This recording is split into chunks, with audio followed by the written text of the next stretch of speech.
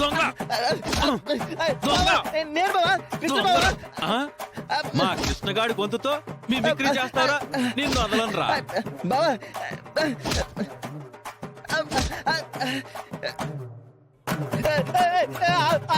మీ మిక్రీ చేస్తారా? మా ఇంట్లోకి దొరతావా నువ్వు? నేనుండగా? రేయ్! కొట్టండి. మీరు కూడా చెత్త కొట్టండి. కొట్టండి. మా ఇల్లే దొరికిందంటే నిన్ను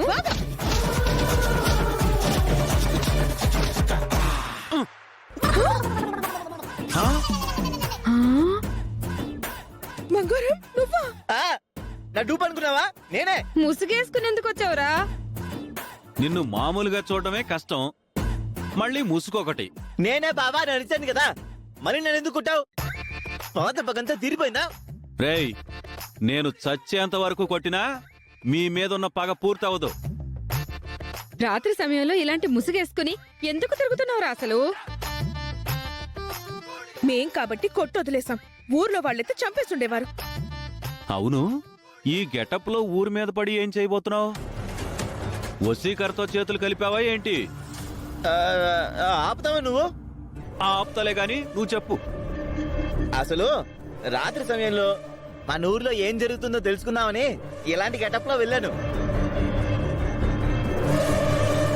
వసీకరణ వల్లనే అన్ని నష్టాలు జరుగుతున్నాయా, లేదంటే ఇంకెవరి పాత్ర అయినా ఉందా అని తెలియాలంటే ఇలాంటి స్పై వర్క్ చేసి ఆధారాల్ని సంపాదించాలి. అప్పుడు నాకు పేరు వస్తుంది. అందుకే ఇలా చేశాను.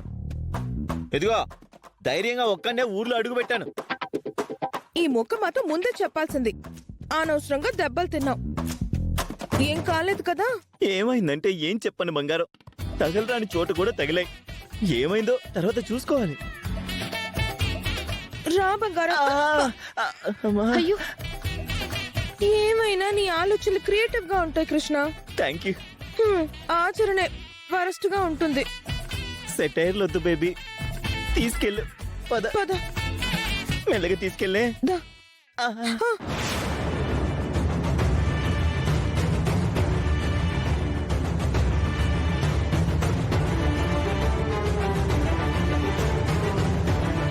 ఈ జాతిరత్నంగాడు ఏదో చేశాడు, మన దగ్గర స్టోరీ అల్లాడు, ఏదో దాస్తున్నాడు. ఎప్పుడు మా తమ్ముడు మీద పడేడుస్తావు?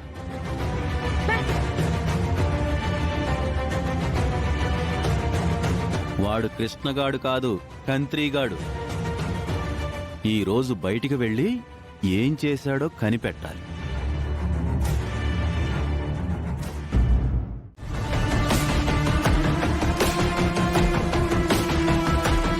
మాయా, ఏమైంది? అక్షయ మాయమైపోయింది. వాట్? అవును మాయా, అక్షయ ఉదయం నుంచి కనిపించట్లేదు. ఉదయం నుంచని మేమనుకుంటున్నాం. మేబీ రాత్రి నుంచి కూడా అయి ఉండొచ్చు. అవును మేడం, అవును మేడం. శ్రీకర్ గాడు గుళ్ళో ఉన్న అవన దగ్గరికి బయలుదేరాడు. ఇదంతా నీ పనే కదా మాయా? ఏంటి? ఎస్, ఇది ఖచ్చితంగా నీ పని అయి ఉంటుంది. నువ్వు సూపర్ మాయా. అది కాదు నీ హారిక. నువ్వింకేం మాట్లాడకు. నాకు సీన్ మొత్తం అర్థమైపోయింది. అవని తనతో తీసుకుని వెళ్ళుండదు. వశీకరు కూడా ఇంటి వరకు వచ్చి మాయం చేసుండదు. ఇక మిగిలింది నువ్వే. ఇదంతా నీ పని అయి ఉంటుంది. మేడం, మేము ఎవరితో చెప్పాం. మనలో మనకి సీక్రెట్స్ ఎందుకు? మాతో చెప్పండి మేడం. ఆ అక్షయ్ని ఎక్కడ బంధించారు? లేదంటే డైరెక్ట్ గా ఆ వసీకరకి అప్పగించారా? తొందరగా చెప్పండి మేడం, మాకు చాలా టెన్షన్ గా ఉంది. మీరు నన్ను అనవసరంగా కమిట్ చేస్తున్నారేంటి? నిజంగానే నాకేం తెలీదు. అక్షయ్ని కిడ్నాప్ చేయాల్సి వస్తే మీ హెల్ప్ తీసుకోకుండా ఉంటానా ఏంటి? మీ మాటలు జగన్నాథం గారు, రవీంద్ర విన్నారు అంటే కేవైనా ఉందా?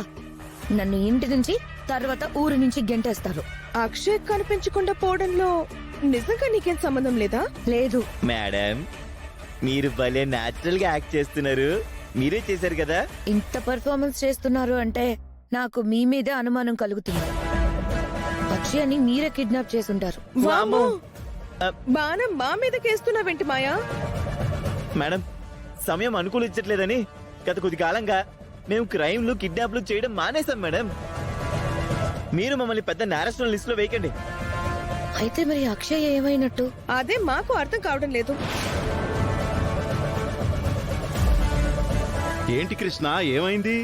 ఏం లేదండి, పల్లెటూరులో హాట్ టాపిక్ గా నడుస్తున్న విషయం గురించి మాయమానికి తెలియజేయాలని వచ్చాం. ఏమైంది? అందరి సమస్యలను తీర్చి అక్షయ అందరికీ కనిపించకుండా ఎటు వెళ్ళిపోయింది. ఆ? ఊరందరి ఆశలు అక్షయ్ చేయబోయే త్యాగం మీదే ఆధారపడున్నాయి. ఇప్పుడు అక్షయ్ కనిపించకుండా పోవడం పెద్ద సస్పెన్స్ డ్రామా అయిపోయింది. అసలు మీ ఇంట్లో వాళ్ళు ఊరు వాళ్ళందరికీ మనశ్శాంతి లేకుండా చేస్తున్నారు. ఏ క్షణం ఏం జరుగుతుందా అని జనం బిక్కుబిక్కుమంటున్నారు. ఈ సమయంలో అక్షయ్ కూడా కనిపించకుండా పోతే ఊరు మరింత గగ్గోలు పెడుతుంది. అయ్యగారు అయ్యగారు, అయ్య బాబాయ్ మళ్ళీ వీడు వచ్చేసాడు. ఏమైంది? ఎవరు పోయారు? ఊరి రావు చెట్టుకి ఒక ఆడపిల్ల శవం వేలాడుతుంది.